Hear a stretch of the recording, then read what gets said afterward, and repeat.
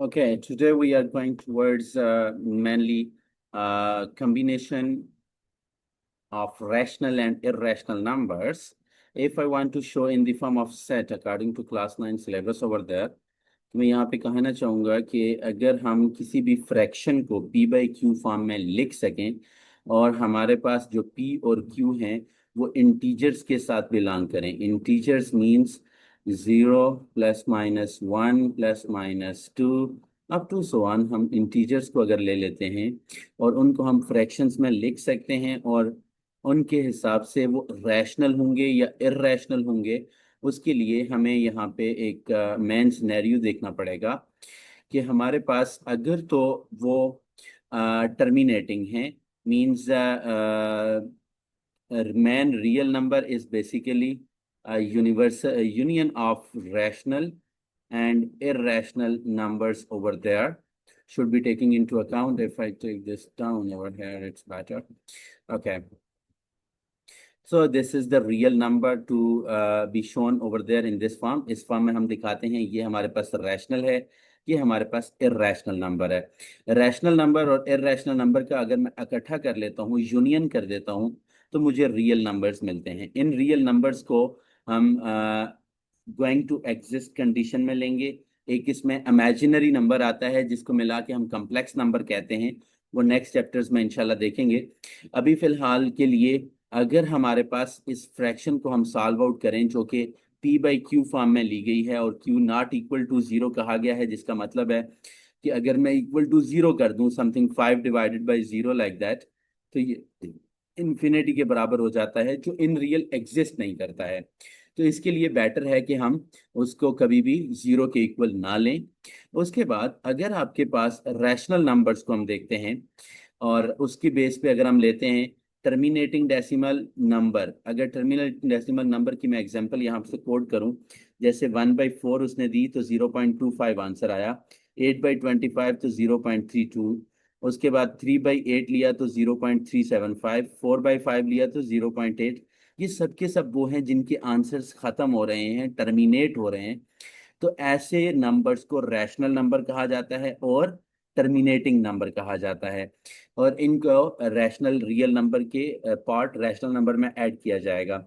दूसरी तरफ non terminating हूँ लेकिन रिकरिंग रहें, जिसका मतलब हम कुछ यूं कह सकते हैं कि अगर हम उनको रिकरिंग में रखना चाहते हैं तो इसका मतलब है कि फॉर एग्जांपल मैं अगर 1/3 ले रहा हूँ तो वो 0.333333 इस फॉर्म में चलता जाएगा, जो कभी भी फिनिश नहीं हो रहा। और इसको मैं अगर दिखाना चाहूँ तो यहाँ मैं एक विनकोलम डालूंगा इसके ऊपर, जिसका मतलब होगा that it is going on to be taken in the form of fraction and not to be going to finish at any point over there.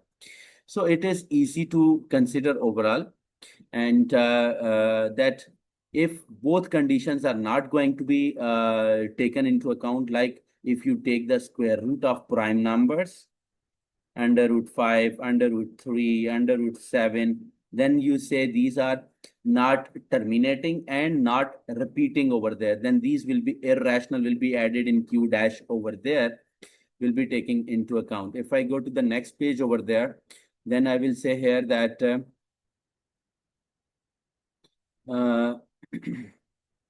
if we go to the next page there, then we can simply see here non-terminating recurring decimals. Here I have already told you about that. Now he is moving towards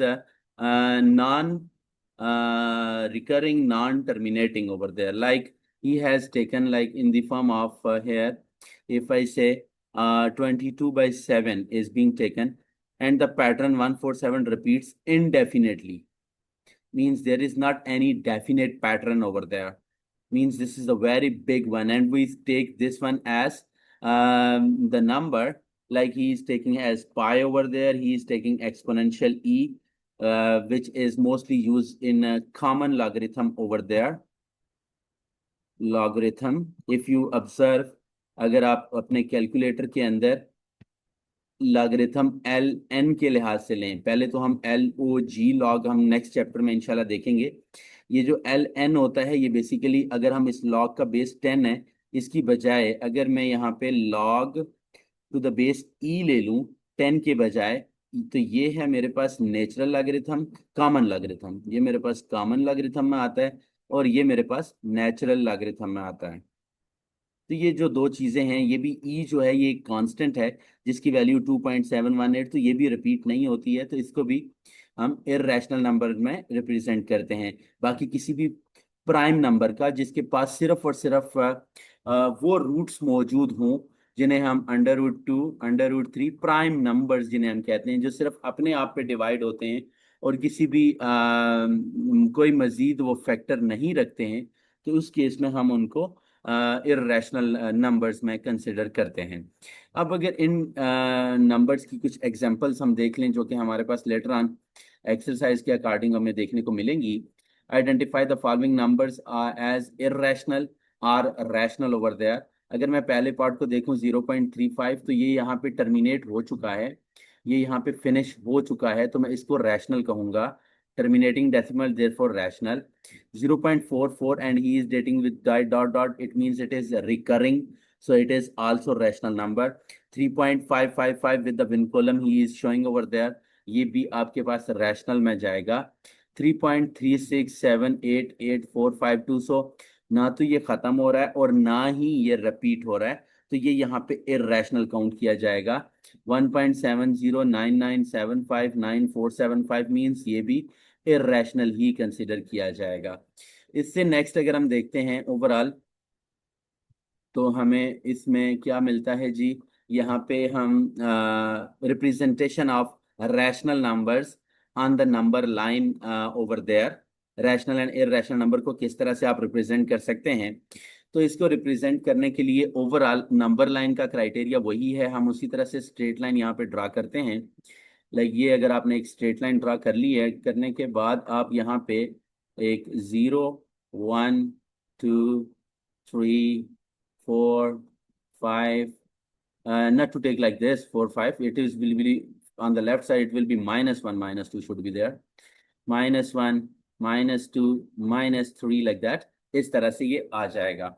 लेकिन अगर हम यहाँ पे इसके लिए वो number लेते हैं रियल नंबर का, तो जो रैशनल हैं उनको तो मैं इस नंबर लाइन पे सिंपली रिप्रेजेंट कर दूंगा, लेकिन जो रैशनल नंबर्स हैं, जैसे अगर हम यहाँ पे represent under root 5 on the number line, so main criteria कि मुझे कैसे उसको रिप्रेजेंट करना है, तो उसको रिप्रेजेंट करने के लिए मैं यहाँ पे जो अंडर रूट 5 के लिए उसने एग्जाम्पल कोड की है यहाँ पे, तो उस अंडर रूट 5 के लिए वो कह रहा है can be A number geometric construction like that, कि आपको उसका प्रोडक्ट अंडर रूट 5 के बराबर 2.236 ओवरऑल अगर हम देखें तो ये यहाँ पे 2 के बाद यहाँ पे रिप्रेजेंट करने के लिए एनफ है, विच इज नियर टू 2।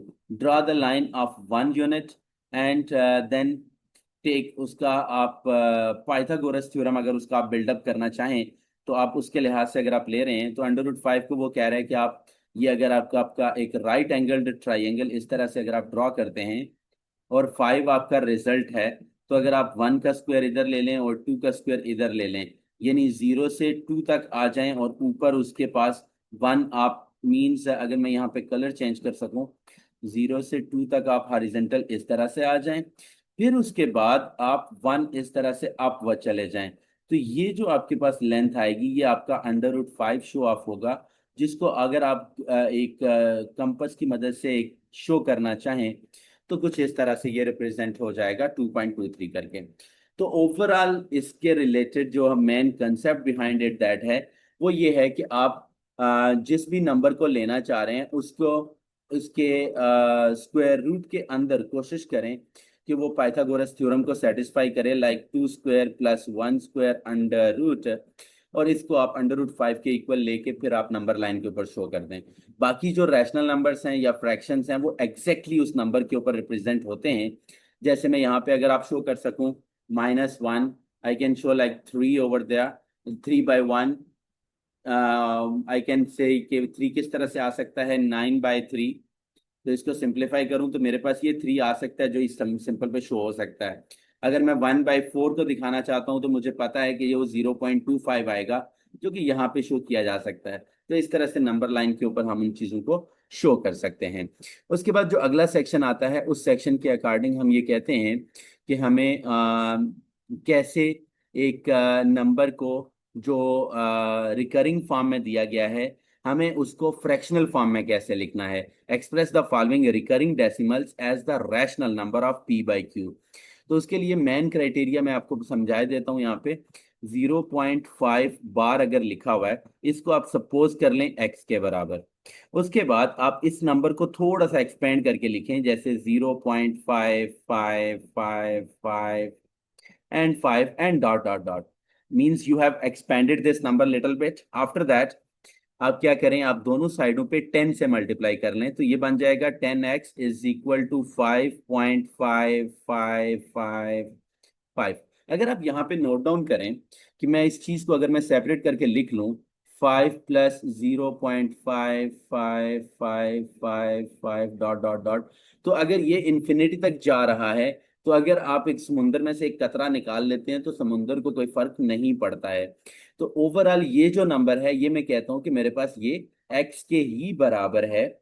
और यहाँ पे मैं इसको 10x ले लेता हूं, तो 10x is equal to minus, यहाँ पे मैं लेना चाहूंगा माइनस, वेट अ सेकेंड, यहाँ पे 10x minus x equals to 5। तो यहाँ पे 10x माइनस एक्स कर दूं तो 9x ओवर 5 आ जाएगा। 9x इज इक्वल टू 5 और x मेरे पास आ गया 5/9। तो ये जो फॉर्म दी हुई थी 0.5 with vinculum that 555 is going to repeat on over there, तो इसको हम इस तरह से रिप्रेजेंट कर सकते हैं। ऑन द अदर एंड अगर मैं इस चीज को मजीद नोटिफाई करवाना चाहूँ, जिस तरह उसने सेकंड एग्जांपल दी 0.93 फॉर्म में, 0.93 with vinculum, I am taking this again equal to x. तो यहाँ पे अगर मैं उसी तरह से दोबारा लेना चाहूँ, तो मैं यहाँ पे मैं ये कहूँगा कि आप इसको 0.939393 up to so on dotted line में शो कर दें, और ये एक्स के बराबर है। अब जब आपके पास डेसिमल के बाद दो डिजिट्स रिपीट हो रहे हैं, तो कोशिश करें कि इसको 100 से मल्टीप्लाई करें। आफ्टर दैट यहाँ पे 0. जब आप इस साइड पे 100 से मल्टीप्लाई करेंगे तो 93.939393 इस तरह से करके आ जाएगा। अगेन वही एग्जांपल के समुंदर से एक कतरा अलहदा कर लें, 93 प्लस 0.939393, तो कोई फर्क नहीं पड़ेगा। तो इसको अगर आप दोबारा से 93 प्लस 0.93 विद बार कर दें, तो ये आपका x के बराबर है। तो 93 प्लस x और यहाँ पे 100x, तो x इज इक्वल टू 93/99 करके आप किसी भी repeating decimal recurring decimal number को आप लिख सकते हैं in the form of fraction over there, fraction over there. इससे आगे अगर हम चलते हैं थोड़ा सा मजीद, तो हम यहाँ पे इसको देखते हैं। इसने नेक्स्ट हमें 93/99 उसी तरह से करके दिया है। Find the two rational numbers between 2 and 3। तो अगर आपको जब भी इस तरह से क्वेश्चन आता है, तो बेहतरीन तरीकेकार ये है कि आप उन दोनों को आप ऐड अप करें, या उन दोनों को इस तरह से लें जैसे उसने यहाँ पे ऐसे किया, for find the average between both of them 2 + 3/2, तो 5/2 बन रहा है। तो 5/2 इज अ रैशनल। क्यों? अगर आप 5 को अंदर रख के 2 पे डिवाइड करते हैं, तो आपको खुद पता है कि ये 2 टाइम्स 4 1 0 डेसिमल 10 5, तो 2.5 आ रहा है। तो जो कि अगर आप ये कहें ना कि मोस्टली लोग क्या कहते हैं कि दोनों को ऐड करके डिवाइडेड बाय 2 कर दे, तो वो इर्रेशनल आ जाएगा। जबकि अगर आप इस तरह से करेंगे तो वो आपको रैशनल नंबर दे देगा, जो कि 2.5 है, जिसका आंसर खत्म हो रहा है। एक ये चीज आ गई। उसने यहाँ पे कहा है 2 रैशनल नंबर्स देने हैं आपने। तो फिर आप क्या कर रहे हैं कि अब आप इसको 5/2 को मजीद तोड़ने के लिए, एक तो फॉर एग्जांपल अगर मैं यहाँ पे लिखूं 2 और 3, इसका मिड पॉइंट आपने निकाल लिया। अब आप क्या करें, 5/2 और इस 3 का मिड पॉइंट निकाल लें, और इस 2 और 5/2 का इस तरफ से भी मिड पॉइंट निकाल लें। तो ये अगर आप एलसीएम फॉर्म में सिंपल करना चाहें, 2 to the 4 + 5, तो एक आ जाएगा 9/2, और 9/2 इधर से आ सकता है, इधर से जाते हैं 2 4 8, 2 3 6 और 5 11/2, 11/2। तो उस तरह से भी करके भी, जैसे उसने 11/4 किया यहाँ पे, और फिर उसके बाद उसने कहा है कि उसका मिड पॉइंट भी लेना है। तो जो भी नंबर 11/2 आया, जैसे 11/2 को आपने 5 + 6/2 के साथ अगर किया है यहाँ पे, तो उसको भी डिवाइडेड बाई 2 करना है। तो इसी को अगर आप डिवाइडेड बाई 2 कर दें तो यहाँ पे ये 11/4 हो जाएगा। तो ओवरऑल जब भी आपको वो कहे कि बीच में उसके रैशनल नंबर्स इंट्रोड्यूस करें, तो जो भी नंबर दिया होगा उसका पहले मिड पॉइंट निकाल लें, उसका डिवाइडेड बाय प्लस करके डिवाइडेड बाई 2 कर दें, तो एक रेशनल नंबर आपका रेडी है। उसके बाद आपके पास जो भी रेशनल नंबर आए उन दोनों को आपस में ऐड करें और उनको डिवाइडेड बाई 2 कर दें, तो वो भी आपका रैशनल नंबर रेडी कर देगा। उसके बाद यहाँ पे ये रियल नंबर की प्रॉपर्टीज की तरफ मूव कर रहा है। All the calculations, addition, subtraction जो भी हैं, वो कह रहा है कि रियल नंबर के साथ कैसे मैनिपुलेट होती हैं। नेक्स्ट पेज पे देखते हैं। यहाँ पे उसने कुछ प्रॉपर्टीज दिखाई हुई हैं। इन प्रॉपर्टीज के ऊपर अगर मैं बात करूं, क्लोजर प्रॉपर्टी, अगर दो नंबर जिनको आप ऐड कर रहे हैं वो रियल नंबर से बिलोंग करते हैं तो उनका सम भी रियल नंबर से बिलोंग करेगा। कम्यूटेटिव प्रॉपर्टी यानी 2 + 5 और 5 + 2 बराबर होते हैं। एसोसिएटिव प्रॉपर्टी, अगर तीन नंबर्स को आप ऐड कर रहे हो और उनकी अरेंजमेंट या तरतीब को चेंज करते हो तो आपके सोल्यूशन पे कोई फर्क नहीं पड़ेगा। आइडेंटिटी, अगर आप एडिशन में देख रहे हो तो वो 0 होती है आइडेंटिटी, और उसके बाद इनवर्स में अगर आप एडिशन को देख रहे हो तो वो उसका माइनस नंबर वैल्यू होगा, यानी -6 + 6 = 0। इसको हम एडिएटिव आइडेंटिटी भी कहते हैं। एडिएटिव आइडेंटिटी फॉर 0, एडिएटिव आइडेंटिटी इज 0, और -6 यहाँ पे एडिएटिव इनवर्स होगा, इनवर्स लिया जाएगा। उसके बाद अगर मैं यहाँ पे मल्टीप्लिकेशन के लिहाज से कहूँ कि अगर दो नंबर आप रियल नंबर से बिलोंग कर रहे हैं तो उनका प्रोडक्ट भी रियल नंबर से बिलोंग करेगा। कम्यूटेटिव, दो नंबर अगर 3 × 4 और 4 × 3 किए जाएं तो वो भी रियल नंबर से बिलोंग करेगा।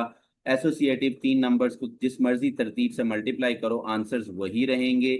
आइडेंटिटी, यहाँ पे मल्टीप्लिकेशन में 1 होता है, यानी किसी भी नंबर को 1 से मल्टीप्लाई कर दो तो वो वही नंबर होगा। और मल्टीप्लिकेटिव इनवर्स की अगर बात कर ली जाए तो 4 का मल्टीप्लिकेटिव इनवर्स 1/4 होगा, मतलब आपने ऐसा नंबर इन्वर्ट कर दिया जो कि आपके पास ऑलरेडी मौजूद था। तो इस तरह से आपकी ये कुछ प्रॉपर्टीज, एडिएटिव प्रॉपर्टीज और मल्टीप्लिकेटिव प्रॉपर्टीज ली जाती हैं, जिनमें नाम याद रखिएगा, क्लोजर, कम्यूटेटिव,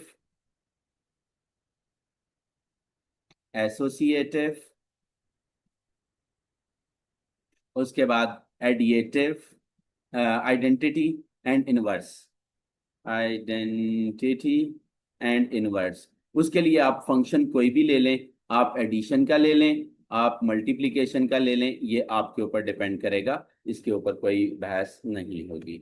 उसके बाद इन्हीं प्रॉपर्टीज को वो कुछ ना कुछ डिस्ट्रीब्यूट करने के लिहाज से भी देख रहा है।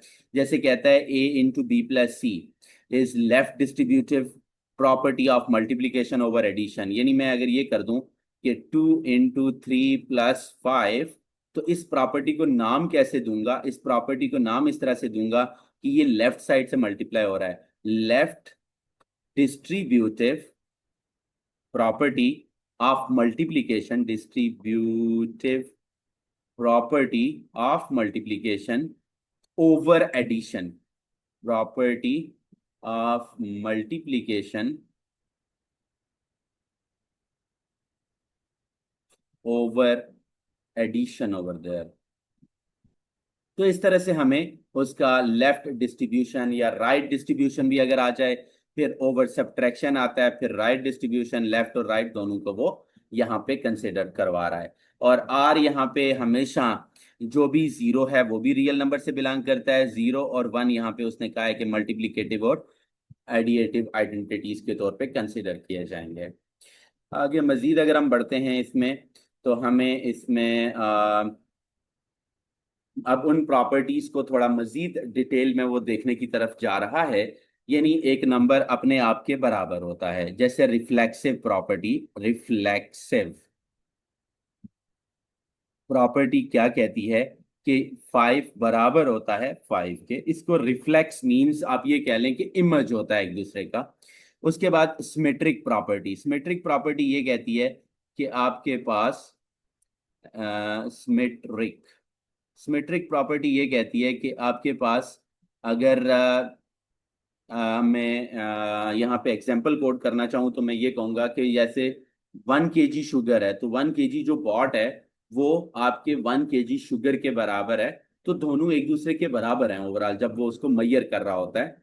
तो यहाँ पे मैं ये कहता हूँ कि ए बराबर है बी के, तो जो मैथ बी का है वही मैथ ए का है, या बी इज इक्वल टू ए कह लें या ए इज इक्वल टू बी कह लें, दोनों केसेस आपके चलेंगे। उसके बाद आता है ट्रांजिटिव। ट्रांजिटिव प्रॉपर्टी के बारे में अगर मैं बात करूं, अगर आपके पास एक नंबर है जैसे, या एक वेरिएबल है जो a बराबर है b के और b बराबर है c के, तो याद रखिएगा a और c भी आपस में बराबर होंगे। यानी आप ये कह लें कि अगर आप 1 kg राइस ले रहे हैं, मीट ले रहे हैं और शुगर ले रहे हैं, तो राइट और अगर आप ये कह लें कि राइस और शुगर बराबर हैं, तो राइस और मीट भी बराबर होंगे। This is called transitive property over there. उसके बाद एडिटिव प्रॉपर्टी की बात की जा रही है विद रिस्पेक्ट टू एडिशन, ये हम देख चुके हैं। मल्टीप्लिकेटिव प्रॉपर्टी की बात की जा रही है। कैंसलेशन प्रॉपर्टी, जिस तरह से आप उसके ऊपर मल्टीप्लाई कर रहे थे इसी तरह कैंसल आउट भी कर सकते हैं। ट्रांजिटिव प्रॉपर्टी क्या कहती है कि जी या तो एक नंबर दूसरे से बड़ा हो सकता है। ट्रांजिटिव प्रॉपर्टी जो ये कह रहा है कि अब वो उसको वो इनइक्वालिटीज की बेस में लेना चाह रहा है, तो इसमें पहले एक ट्रिचोटोमी प्रॉपर्टी आती है। ट्रिचोटोमी, इसको ट्रिचोटोमी भी पढ़ सकते हैं, ट्राइकोटोमी भी पढ़ सकते हैं, जो आपका दिल करे। ए ग्रेटर देन बी हो सकता है, या ए स्मॉलर देन बी हो सकता है, या ए बराबर बी हो सकता है। कोई नंबर दूसरे से बड़ा हो सकता है, छोटा हो सकता है, या उसके बराबर। इसके अलावा कोई तीसरा ऑप्शन उसके पास मौजूद नहीं है। There is no other option related to this one. After that transitive property, additive property, multiplicative property and distributive property. अब यहाँ पे मैं एक चीज बताना चाहूंगा कि अगर आपके पास कोई से दो नंबर हैं जो a बड़ा है b से, b बड़ा है c से, तो a भी बड़ा होगा c से। यानी a बड़ा है b से, b बड़ा है c से, तो a भी बड़ा होगा c से। तो इस तरह से ये जो प्रॉपर्टी होगी ये एडिएटिव प्रॉपर्टी है। और दोनों तरफ अगर कोई नंबर भी आप ऐड कर देते हैं तो साइन यही रहेंगे। मल्टीप्लिकेटिव में जब तक आप पॉजिटिव नंबर से मल्टीप्लाई करेंगे तो साइन यही रहेंगे, लेकिन अगर आप नेगेटिव नंबर से मल्टीप्लाई करने जाते हैं तो फिर आपका ये जो ग्रेटर देन साइन है ये लेस देन में कन्वर्ट हो जाएगा। ये मल्टीप्लिकेटिव प्रॉपर्टी कहती है। और डिस्ट्रीब्यूटिव प्रॉपर्टी में अगर मैं बात करूं, जैसे आपने लिखा हो 2 <5 है, बिल्कुल ठीक है, लेकिन अगर आप फ्रैक्शन में ले जाएं इसको तो ये साइन चेंज हो जाएगा। इसको बोलते हैं distributive property over multiplication, like that. उसके बाद अगर हम मजीद नेक्स्ट पेज को देखें अगर थोड़ा सा, तो मैं कोशिश कर रहा हूं कि आज एटलीस्ट एक ओवरव्यू से पहले पहले हम इसको खत्म कर सकें। आगे उसने डिफरेंट फ्रैक्शंस जो आपने जूनियर क्लासेस में सीखी हुई हैं उनको वो प्रॉपर्टीज के अकॉर्डिंग ये साबित करना चाह रहा है कि वो सारी कौन कौन सी प्रॉपर्टीज यूज कर रहा है और सिंपल मल्टीप्लिकेशन और एडिशन को कैसे ले रहा है। तो ओवरऑल अगर हम बात करें यहाँ पे left distributive property, left side से वो उसने ओवर एडिशन के ऊपर इसको मल्टीप्लाई करने की कोशिश की है। और उसने यहाँ पे इस चीज को दिखाने की कोशिश की है कि लेफ्ट डिस्ट्रीब्यूटिव प्रॉपर्टी में इसके ऊपर अप्लाई कर रहा हूँ और अंदर अप्लाई करने के बाद दोनों साइडों को एक्सपेंड कर रहा हूँ। तो यहाँ पे भी उसने दोनों साइडों को अगर उसने प्रॉपर्टी की बात करे तो उसने ए बी इंटू ए सी कर दिया, दोनों को मल्टीप्लाई किया, ये आंसर आ गया। दोनों को अलहदा अलहदा मल्टीप्लाई किया तो ये आंसर आ गया। तो दोनों साइडें बराबर हैं। उसके बाद राइट डिस्ट्रीब्यूटिव, अब राइट साइड से मल्टीप्लाई कर रहा है तो भी कोई फर्क नहीं पड़ रहा। उसके बाद आइडेंटिफाई द प्रॉपर्टी, जैसे a ग्रेटर देन 13 है तो a+2 ग्रेटर देन 15 है। तो इस चीज को आप किस तरह से अपनी प्रॉपर्टीज के अकॉर्डिंग देखते हैं। तो ओवरऑल अगर मैं देखूं तो a greater than 13 then a+2 is 15, मैंने दोनों साइडों पे 2 ऐड कर दिया, तो इसका मतलब है ओवरऑल कोई फर्क नहीं पड़ा। तो इस चीज को आप प्रॉपर्टीज के नेम्स की बेस पे एक्सप्लेन करेंगे। 3 <9 की बात कर रहा है तो 6 और 12 कर रहा है यहाँ पे, यानी दोनों साइडों पे 3 ऐड कर रहा है। 7 ग्रेटर देन 4 यहाँ पे दिया हुआ था, तो ओवरऑल उसी चीज को वो एक्सप्लेन में लेते हुए कुछ नंबर्स को ऐड करके वो चला रहा है। नंबर्स को मल्टीप्लाई कर लिया यहाँ पे, 7 को 5 से और 4 को, यहाँ पे उसने 7 ग्रेटर देन 4, 5 ग्रेटर देन 3। तो जो 7 को उसने मल्टीप्लाई किया है 5 से, और 4 को उसने नेक्स्ट वाली प्रॉपर्टी के अकॉर्डिंग चलाने की कोशिश की है, और ओवरऑल उसने इन इक्वालिटीज को एक्सप्लेन करते हुए जो इन इक्वालिटीज हमने पीछे पढ़ी हैं उन्हीं को उसने देखने की कोशिश की है।